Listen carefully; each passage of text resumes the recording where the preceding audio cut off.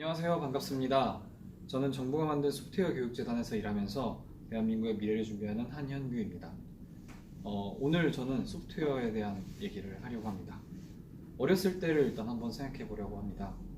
저는 90년대 초반에 태어나서 80년대 후반 태생분들과도 추억이 많이 겹쳐져 있을 겁니다.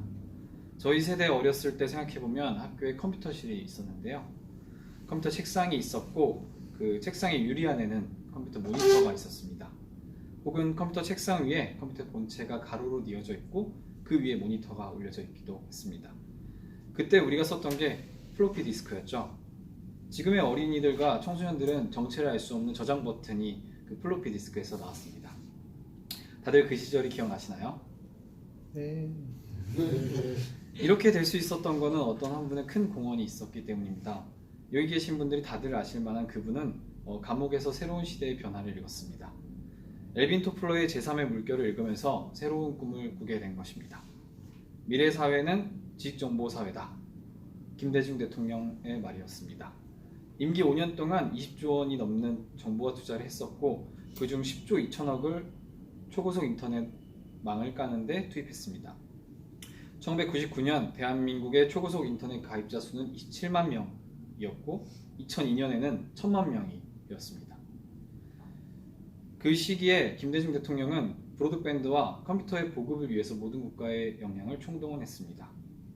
이후 대한민국은 세계에서 가장 좋은 인터넷망을 가지게 되었고 지식정보화 사회를 잘 준비할 수 있었습니다. 이렇게 잘 준비된 지식정보화 사회를 통해서 BTS, 기생충 등으로 대표되는 K컬처가 전 세계로 전파될 수 있지 않았을까 생각도 합니다. 하지만 조금만 삐끗한다면 다시 재계약이 어려울 수 있는 게 현재의 글로벌 경쟁 마켓입니다. 70, 80년대 가전대국 일본은 돈으로 미국을 전부 살 수 있었던 세계의 가전시장을 지배할 수 있을 정도로 부유했지만 현재는 기이한 정치사회 시스템과 아날로그에 집착하는 산업을 통해서 점점 과거의 영광을 잃어버리고 있습니다. 특히 코로나 사태를 보더라도 일본의 모습은 그 화려했던 영광을 뒤로한 채 정말 기이한 모습밖에 보이지 않습니다. 우리나라는 일본을 반면교사 삼아야 됩니다. 언제나 긴장해야 하며 혁신을 멈춰서는 안 됩니다. 최근에는 타다 사태를 필두로 소프트웨어 스타트업 생태계에서 목소리를 들어보면 지금 우리나라는 IT 벤처 1세대 때보다 못한 스타트업 창업 환경을 갖고 있다고 합니다. 정치인들과 행정가들은 소프트웨어 생태계를 진흥하려고 하기보다는 규제하기 위해 혈안이 되어 있는 것 같습니다. 과거를 가지고 현재를 판단하는 데 익숙한 레거시 정치인들은 미래를 올바르게 준비할 수 없습니다. 미국과 중국에서는 신산업에 대해서는 선허용, 후보완이라는 원칙이 적용됩니다. 새 비즈니스 모델이 등장하면 5에서 10년 동안은 규제 무풍지대라고 불리는 화이트 스페이스를 시행하고 이후에 문제가 되는 부분을 규제합니다. 현재 대한민국은 마치 과거 조선시대를 지배했던 산업공상의 이데올로기가 아직도 지배하는 것 같습니다. 대한민국은 이제 새로운 분기점에 와 있습니다. 코로나 방역으로 전 세계에서 관심을 한몸으로 받고 있습니다. K-방역을 통해 올라간 국격이 K-소프트웨어로 완성된다면 우리나라가 굳건한 선진국으로 자리매김할 수 있을 거라고 생각합니다. K-방역이 사회 시스템과 시민의 승리였다면 K-소프트웨어는 산업과 경제의 승리일 것입니다. 소프트뱅크의 손정희 회장이 국민의 정부 시절 청와대에 와서 이런 말을 했다고 합니다. 첫째도 브로드밴드, 둘째도 브로드밴드, 셋째도 브로드밴드라고 말이죠. 그리고 이번 정부 때 청와대에 와서는 첫째도 AI, 둘째도 AI, 셋째도 AI라고 말했다고 합니다. 이제는 AI가 중요합니다. 그런데 대한민국의 사회를 프로그래밍하는 국회의원들은 AI 그리고 소프트웨어에 대해 얼마나 알까요? 저는 2019년 문재인 대통령님이 신년사에서 언급했던 소프트웨어 인재 양성의 핵심 역할을 하고 있는 이노베이션 아카데미에서 교육기획 업무를 맡고 있습니다.